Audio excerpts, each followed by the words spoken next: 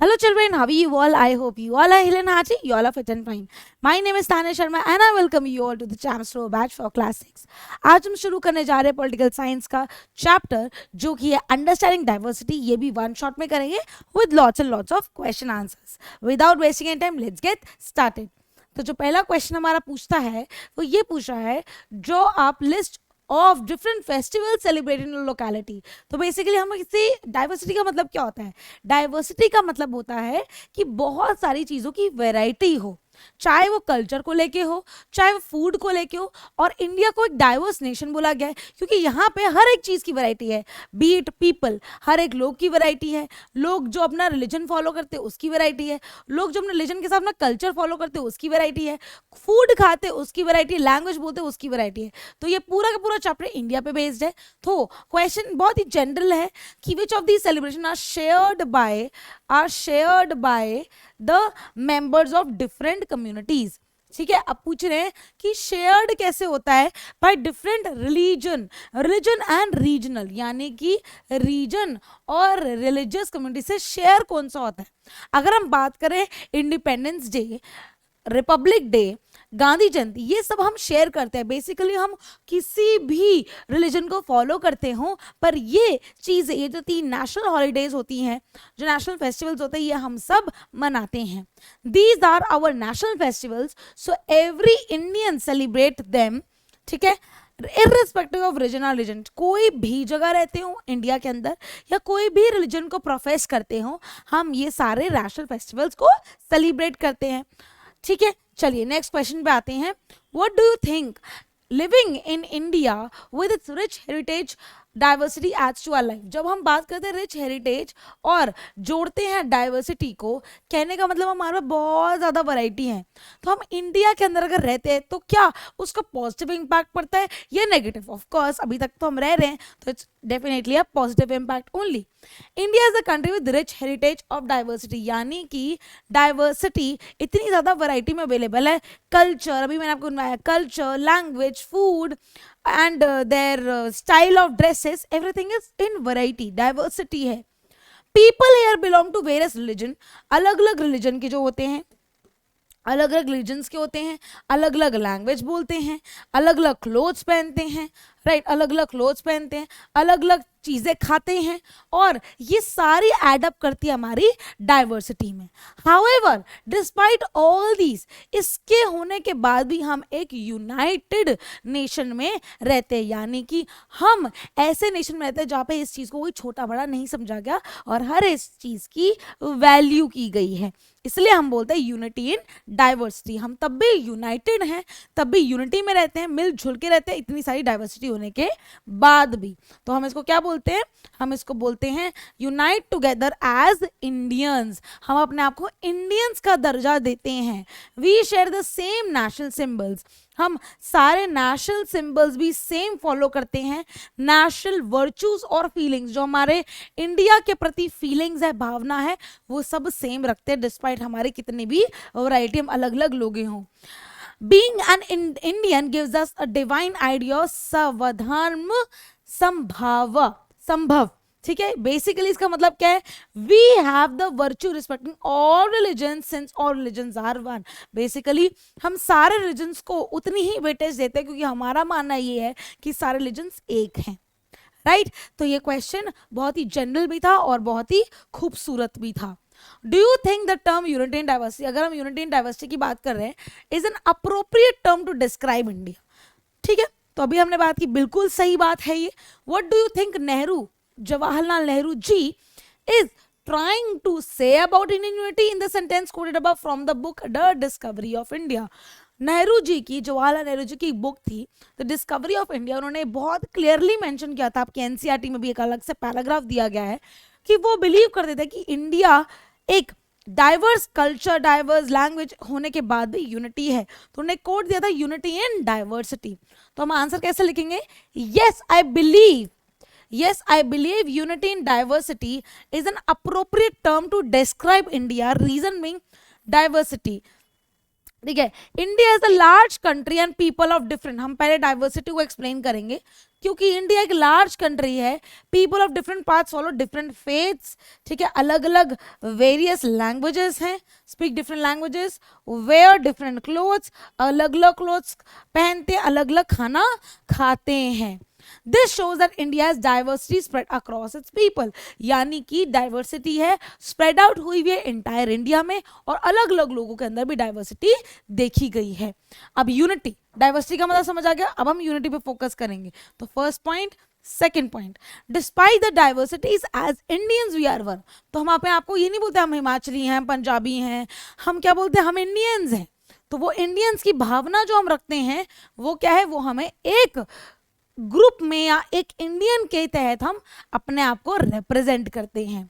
ठीक है, नेक्स्ट आता है, as Indian we are no more a Gujarati और अ बंगाली और अ पंजाबी और Himachali, we celebrate the national days with equal zeal, zeal का मतलब होता है उतनी भावना से, जैसे हम नॉर्मल डे अपने कल्चर्स का डे सेलिब्रेट करते उतनी भावना से ही हम अपने नेशनल हॉलीडेज भी सेलिब्रेट करते हैं। We sing the national anthem with the same passion, जब भी नेशनल एंथम बज रहा होता है एक अंदर से एक अंदर से फीलिंग आ जाती है, इस नेशनल एंथम में हमें खड़े होना है, हमें रिस्पेक्ट दिखानी है अपने देश के लिए, तो वो चीज हमेशा दिखती है। और इसी तहत हमने यूनिटी शो करते हुए the phrase unity in diversity जो है वो पूरा पूरा जस्टिफाइड है। तो आंसर यस है, और इसके अलावा आप अपने वर्ड्स में भी लिख सकते हो। नेक्स्ट, नेहरू जी ने, इसका इसी का ही पैराग्राफ है जो ये लिखा था डिस्कवरी ऑफ द बुक में, ठीक है, it was something deeper and within its soul, जब उस टाइम लिखा गया था तो बहुत ज्यादा डीप वे में लिखा गया था, बहुत ज्यादा इसके अंदर कहते हैं ना कि बोल तो थी लेकिन इसका मीनिंग बहुत डीप था। The widest tolerance and belief and custom was practice and every variety acknowledge and even encourage. कहने का मतलब है जब नेहरू जी ने ये चीज लिखी तो उन्होंने ये चीज देखी, ऐसा नहीं कि उन्होंने लिख दी बस, उन्होंने ये चीज फील करी कि हाँ इतना सब कुछ डिफरेंट होने के बाद भी हम एक हैं, तो ये चीज उन्होंने व्यतीत की अपनी बुक में। He means that when one ponders over it deeply, one finds that India is not united, but its people also know how to accept custom and belief. ये नहीं कि एक चीज लिख दी और लोगों ने इसको मान लिया, लोगों ने इसको एक्सेप्ट किया। एज एन इंडियन मैं भी इसको एक्सेप्ट करती हूँ कि हाँ रिलीजन एक जगह और पूरे नेशन मेरा एक जगह, और ऐसे ही अगर बहुत सारे व्यक्ति इसको एक्सेप्ट करते हैं तभी जाके यूनिटी और डाइवर्सिटी और ज्यादा डीपर मीनिंग में जाके जस्टिफाइड होता है। Alright, let's see the next question. Next question says choose the correct option to complete the statement. Which of these is not an example of inequality? हम inequality की बात कर रहे हैं, यानी कि inequality means not equal, ठीक है, inequality means not equal. So casting the vote for electing government, अगर हम बोल रहे हैं casting the vote for electing government तो यहाँ पे तो इक्वालिटी मिल रही है ना, यहाँ पे तो हमें क्या मिल रही है, नॉट एन एग्जाम्पल, ठीक है, यहाँ पे हमें क्या मिल रही है, हमें पॉलिटिकल इक्वालिटी मिलती है, ठीक है, तो हमें नॉट एन एग्जाम्पल देखना, तो यही हमारा आंसर है, ये एग्जाम्पल नहीं है क्योंकि यहाँ पे हमें इक्वालिटी मिल रही है, it gives equality, it gives political equality.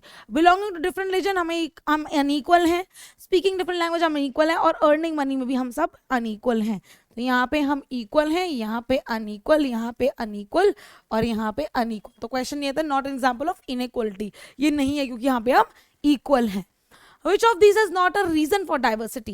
Diversity का रीजन नहीं है, ठीक है, हम बोलते हैं हम डाइवर्स इसलिए क्योंकि हमारा रीजन डाइवर्स है, हमारा हैबिटेट डाइवर्स है, ठीक है, डाइवर्सिटी का पूछ रहे हैं, रिलीजन डाइवर्स है, क्या वेल्थ डाइवर्स है, क्योंकि ये तो सब्जेक्टिव हुई ना, अब मैं काम कर रही हूँ, मैं पैसे कमा रही हूँ, तो मैं ये थोड़ी बोलूंगी यहाँ पे हम डाइवर्सिटी हैं, this is not a reason for diversity, this is something subjective, तो answer will be D. Okay, next question आता है, Ladakh is a desert in the state of, Ladakh आपको पता है एक डेजर्ट है, कहाँ की, जम्मू एंड कश्मीर की, so answer will be C, ठीक है, ऊपर है लद्दाख, ये तो हमें पता है। फिर in the blanks, the caste system is a form of dash, caste system कहीं ना कहीं इनइक्वालिटी शो करता है क्योंकि वो एक कास्ट को बड़ा और दूसरी कास्ट को छोटा दिखाता है, तो answer will be inequality. Okay, next, inequality comes when a person does not have access to resources and opportunities. Inequality कब होता है, हम लोग अनइक्वल क्यों हैं, कुछ लोगों के पास ज्यादा रिसोर्सेज अपॉर्चुनिटीज है, कुछ लोगों के पास नहीं है, तो हम सोशल लाइफ में भी इनइक्वालिटी को व्यतीत करते हैं। Countries custom religion and art history constitute its culture. किसी भी कंट्री का हिस्ट्री, किसी भी कंट्री की आर्ट्स, किसी भी कंट्री का रिलीजन और हिस्ट्री, ये सब मिला के उसका कल्चर बनाते हैं। People travel in search of dash, people travel करते थे उस टाइम पे क्योंकि वो क्या करना होता था उनको फाइंड आउट करने थे न्यू प्लेसेस यानी लैंड और न्यू पीपल जिनसे वो व्यापार कर सके। So new lands and people. When people travel to other places dash of culture takes place. मैं एक कल्चर से बिलोंग करती हूँ, मुझे किसी और प्लेस पर जाना है या मैं ट्रैवलर हूँ, तो मैं अपना कल्चर कहीं और जाके व्यतीत करूँ, उनका कल्चर लेकर आऊंगी। तो कहीं ना कहीं ये क्या हो गया, intermixing of the culture. Habitat is associated with dash one lives in. Habitat क्या, मेरी सराउंडिंग्स क्या बताती है, मेरे जोग्राफिकल सराउंडिंग्स मेरे अंदर एंटाइटल होंगी। For example if I live in Delhi, तो दिल्ली में बहुत ज़्यादा मॉडरेट क्लाइमेट होता है, बहुत ज़्यादा ऐसा नहीं है कि बारिश भी, मतलब इट्स अ मॉडरेट क्लाइमेट, तो मैं अपने हैबिटेट से बहुत ज़्यादा क्या हूँ, अफेक्टेड हूँ। Whenever I go to some other north area में अगर मैं ऊपर जाऊँगी तो वहाँ का हैबिटेट नहीं कर पाऊंगी, क्योंकि हर एक जगह का अपना अपना रोल प्ले होता है, that is obviously geographical area. Both Kerala and Ladakh were influenced by Chinese and Arab culture. Chinese और अरब कल्चर से क्या थे influence. A British general open fire on a public meeting in Jallianwala Bagh April 30, 1919। ये आगे जाके बहुत काम आने वाला आपका इवन क्लास 10th के अंदर। The discovery of India is a book by written by Jawaharlal Nehru. ठीक है, next true false. All Indian share national anthem. True. Okay, the answer is true. Next, हम सबके पास एक नेशनल एंथम है। All Indians have the same national language. National language भी हमारी सही है, true. All Indians speak the same language, this is false. National language हमारी ठीक है, we don't have any official language. Hindi along with English is used as a national language. We do not have our official language. हमारी कोई official language नहीं है, sorry, yes we have official language, so that is called as the national language. This question is wrong. बेटा देखो, हमारी कोई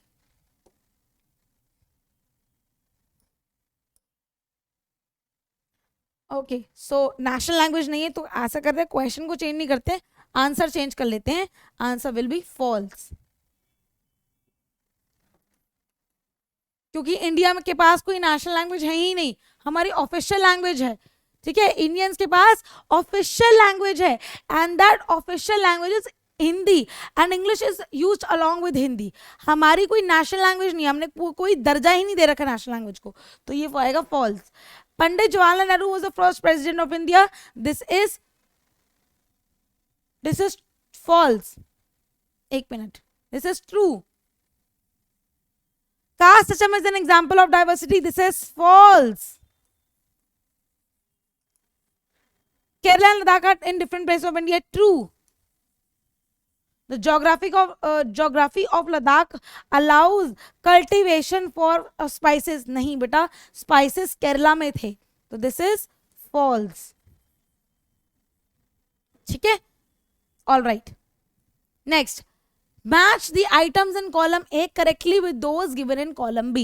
Ladakh is for wool. ठीक है, Ladakh is for wool. Next, Kerala is for spices. Kerala is for spices. Next, Amritsar में क्या हुआ था, जलियांवाला बाग हुआ था अमृतसर में। ठीक है, नेक्स्ट, रविंद्रनाथ टैगोर ने हमारा नेशनल एंथम लिखा था और पंडित जवाहरलाल नेहरू जी ने पंडित जवाहरलाल नेहरू जी ने हमारा एक बुक लिखी थी, द डिस्कवरी ऑफ इंडिया, जिसमें यूनिटी ऑफ डाइवर्सिटी दिखाया था। ठीक है, next, give an example of diversity in India. Diversity example तो बहुत ही इजी है। ठीक है, ये आई थिंक आंसर फिर से लिख दिया इन्होंने।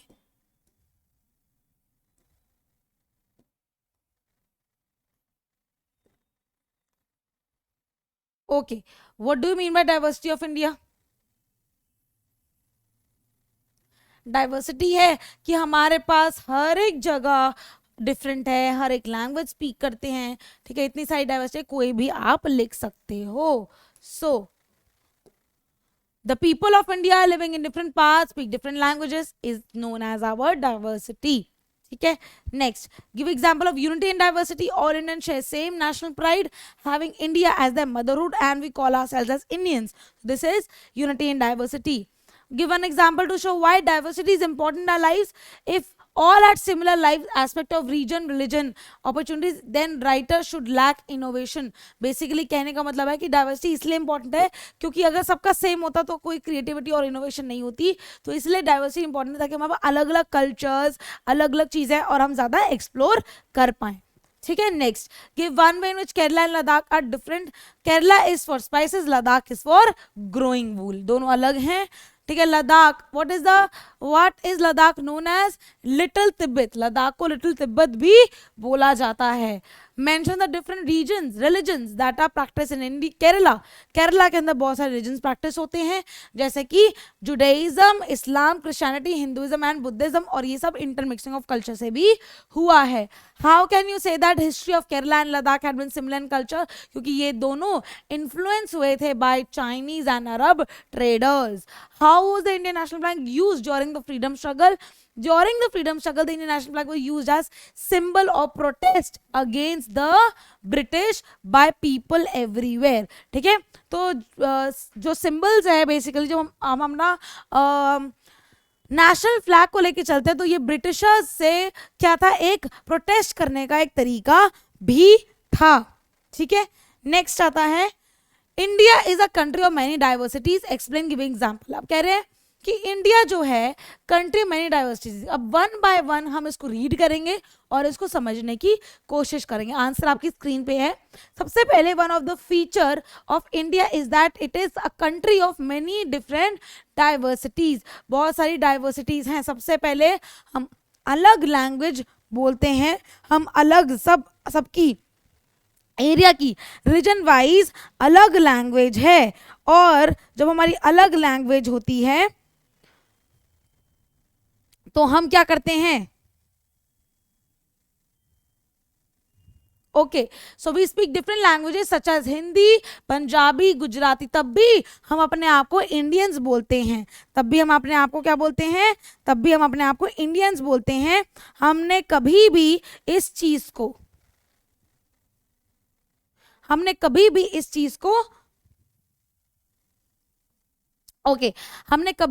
चीज को अलग नहीं बोला है. हम हमेशा इंडियंस बोलते हैं चाहे हम कितनी भी अलग अलग लैंग्वेजेस बोलें.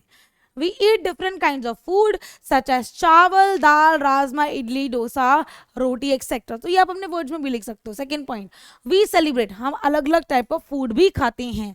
ठीक है. हर एक जगह का अलग अलग फूड होता है.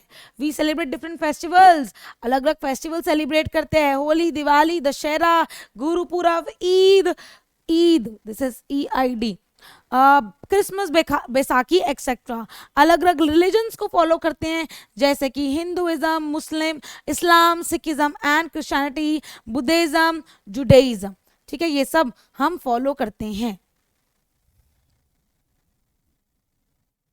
Okay, we wear different types of cloth such as sari, blouse, kurta pyjama, shirt pant, dresses etcetera. तो इससे हम अपना सिस्टम अलग बोलते हैं, बाकी सब अलग अलग. तभी हम बोलते हैं हम डाइवर्सिटी में रहते हैं.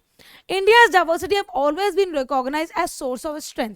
इंडिया की डाइवर्सिटी जो है वो कहीं ना कहीं उसकी ताकत है. अगर हम अलग अलग लोग हैं और अलग अलग फॉलो करते तो कहीं ना कहीं क्या होती, लड़ाइयाँ होती. तो लड़ाइयों को अवॉइड करने के लिए it is a fact that India's diversity has always been recognised as a source of strength. ये हमारी ताकत है. It became clear when the country was struggling against British rule. जो ब्रिटिश रूल चल रहा था ये क्लियर हो गया कि एक तरफ सारे इंडियंस, भले उनका क्या रिलीजन XYZ था, और एक तरफ ब्रिटिशर्स, और इनको हटाना ही हमारा कहीं ना कहीं एक मोटिव बन गया था. People from different culture, religious, regional backgrounds, अलग अलग came forward together to oppose the Britishers. हमने इनसे लड़ाई करने का ठान लिया था. They worked together to decide joint actions and went to jail together. अपना एक्शंस को इकट्ठा किया और अगर जेल जाने की बात आई तब भी वो साथ में जेल गए और अलग अलग तरीकों से ब्रिटिशर्स को क्या किया, ब्रिटिशर्स को हार दिखाने के लिए आगे बढ़े. Britishers thought that they could divide Indians because they were so different and then continue to rule them. सोचा ब्रिटिशर्स ने कि डिवाइड एंड रूल करते हैं, ठीक है, तोड़ देते हैं सारी डाइवर्सिटी, तोड़ देते हैं सारी यूनिटी, लेकिन ये संभव नहीं हो पाया. रीजन बीइंग, क्यों नहीं संभव हो पाया? बिकॉज, क्यों नहीं संभव हो पाया? रीजन बीइंग, क्योंकि, इसलिए संभव नहीं हो पाया क्योंकि एक ही इकलौता रीजन है, क्योंकि हम सब यूनिटी इन डाइवर्सिटी में रहते थे. ठीक है. So although Indians were so different, they were united from within, अंदर से वो सारे एक थे. ठीक है. At the question of the British government in India, they were one in the battle against the British. They cherish the same goal to banish the British from India as soon as possible, कि Britishers फटाफट इस जगह से या हमारी धरती से चले जाए या हमारे एरिया से चले जाए. ये उनका एक इकलौता गोल था और ये सब उन्होंने टुगेदर किया, इकट्ठे किया और इसमें कोई भी परेशानी नहीं आई. Next, how are history and geography tied in the culture life of the region, explain giving examples of Kerala and Ladakh. अब बेटा देखो, हिस्ट्री से क्या होता है, हिस्ट्री से हमारा पुराना कॉन्सेप्ट कहीं ना कहीं जुड़ा होता है. ठीक है. और ज्योग्राफी बहुत इंपॉर्टेंट रोल प्ले करती है, क्योंकि एक जगह कैसी है, कैसा उसका हैबिटेट है, कैसा उसका एरिया, वो सब ज्योग्राफी बताती है. तो ये दोनों बहुत इंपॉर्टेंट पार्ट है अगर हम केरला और लद्दाख की बात करें. सबसे पहली बात हम करते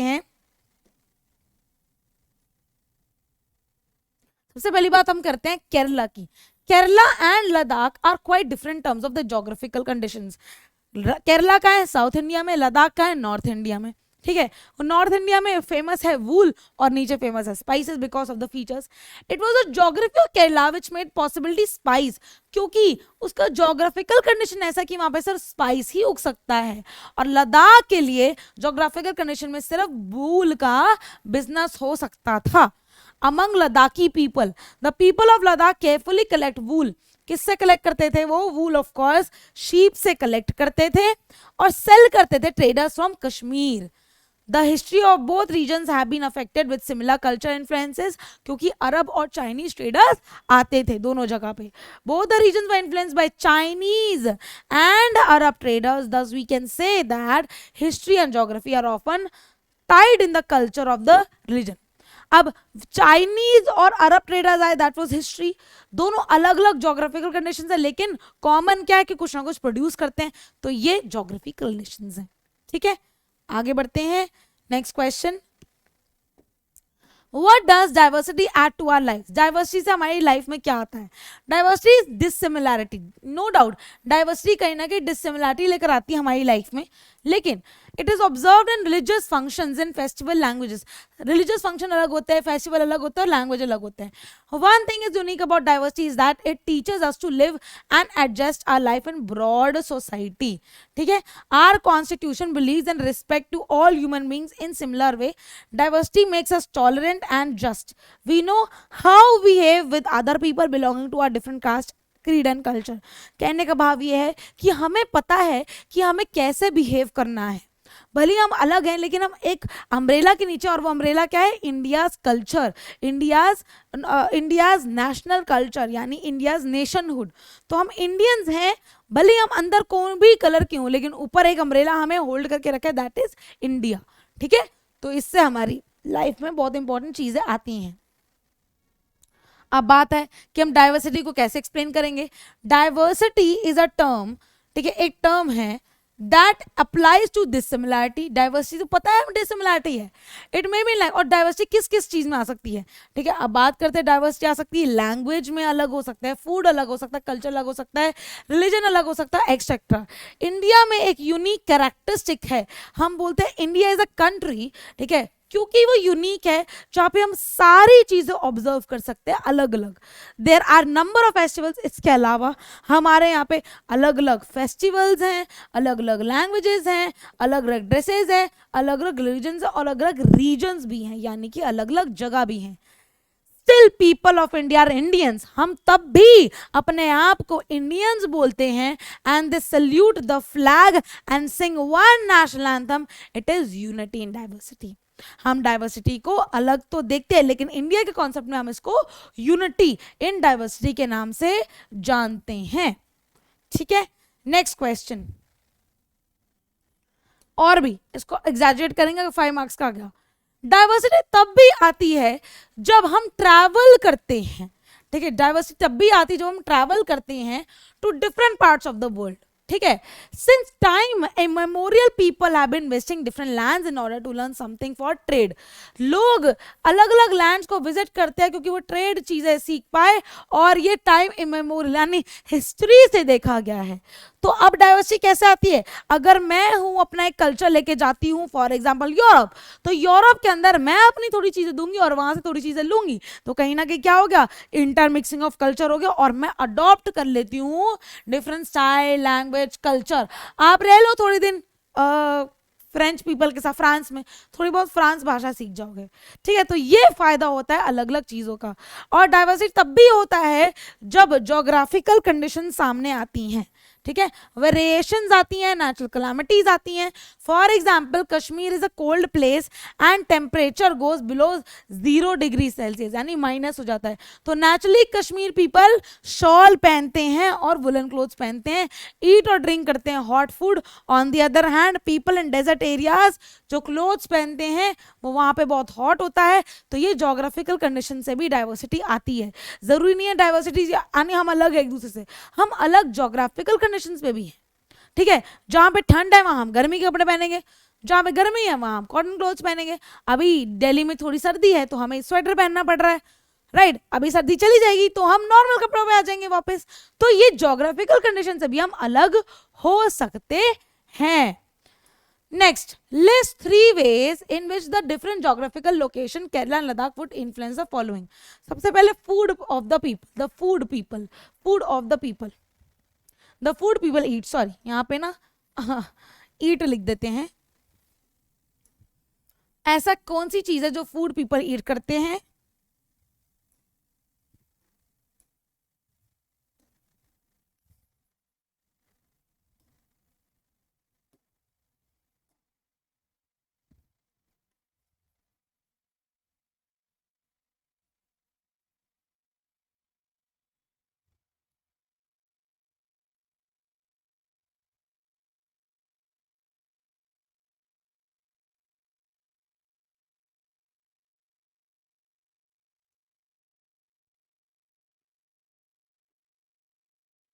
okay, the food people eat, the clothes they wear, the work they do. अब आते हैं फूड की बात पे।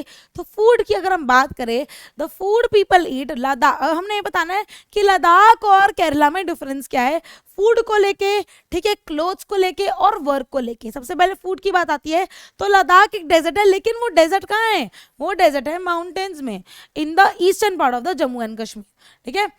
Very little agriculture is possible there, agriculture बहुत ही कम पॉसिबल है। It is there for people जो वहां पे है वो शीप को, गोट को, काउ को और डोजोस को अपनी लिविंग के लिए रखते हैं, उनका मीट खाते हैं और उनका मिल्क प्रोडक्ट यूज करते हैं जैसे चीज और बटर। केरला जो है वो कोस्टल रीजन पे है, कोस्टल रीजन यानी कि केरला एक ऐसी जगह जहाँ पे आसपास रिवर्स और ओशियंस हैं, ठीक है। तो फर्टाइल लैंड के चक्कर में वहां पे एग्रीकल्चर ग्रो होता है, स्पेशली राइस, क्योंकि वहां पे पानी ज्यादा है और राइस को पानी चाहिए होता है ग्रो करने के लिए। मेजॉरिटी पीपल यहाँ पे राइस खाते हैं, ठीक है, फिश खाते हैं क्योंकि पानी से पास है, और यहाँ पे वेजिटेबल्स खाते हैं। तो फूड के अंदर ये लोग अलग हो गए। अब आते हैं कैसे टाइप के कपड़े पहनते हैं। कपड़े आपको पता ही है कि एक जगह सर्दी है बहुत ज्यादा, यानी लद्दाख के अंदर सर्दी है तो वो शॉल स्वेटर पहनेंगे, और केरला में वो पानी के पास है तो इतनी सर्दी नहीं है तो वो क्या पहनेंगे, वो नॉर्मल क्लोथ्स पहनेंगे। अभी देखते हैं clothes they wear. Ladakhi people wear woollen clothes, ये वुलन क्लोथ्स पहनते हैं इंक्लूडिंग पैशमीना की शॉल्स, बिकॉज वो बहुत ज़्यादा ठंड होती है। केरला के लोग कॉटन क्लोथ्स पहनते हैं। कॉटन क्लोथ्स क्यों पहनते हैं, क्योंकि वहां पे ज़्यादा सर्दी नहीं है। कौन से क्लोथ्स पहनते हैं, कॉटन क्लोथ्स पहनते हैं। अब काम की बात आती है, ऐसा कौन सा काम करते हैं, ठीक है, the work they do. The people of Ladakh rear sheep, क्योंकि उनका काम ही यही है, शीप को रेयर करते हैं for its wool. They carefully collect the wool of the sheep and sell to the traders. ये काम करते हैं, वो शीप को पहले पालते हैं, रेयर करते हैं, उसकी उससे वूल लेते और वही वूल का वो ट्रेड करते, उससे कमा लेते हैं, ठीक है। उसके बाद ऑक्यूपेशन क्या है, केरला की ऑक्यूपेशन के वहां पे होती है फिशिंग, केरला की ऑक्यूपेशन के वहां पे होती है fishing and farming, fishing and farming होती है। पीपल राइस को ग्रो करते हैं बहुत ज्यादा बड़ी क्वांटिटी में, they also grow number of spices like paper, ठीक है, क्लोव्स एंड कार्डेमोम्स यानी कि इलायची, काली मिर्च और क्लोव यानी लौंग को ग्रो किया जाता है, क्योंकि वहां पे स्पाइसेस बहुत ज्यादा अट्रैक्ट करते हैं ट्रेडर्स को, इसलिए क्योंकि वहां पे स्पाइसेस उगते हैं तो ट्रेडर्स, और वहां पे सेलिंग और ट्रेडिंग किसकी होती है, स्पाइसेस की होती है, ठीक है। I hope with this children you have understood and thank you so much for coming to this lecture and learning, because इसके बाद आपके 2-3 चैप्टर्स ही बचे हैं, और ये जो मैंने जर्नी शुरू की फिर से 1 शॉर्ट रिविजन की, आई होप ये आपके लिए बेनिफिशियल है। Alright, bye bye children, see you next time.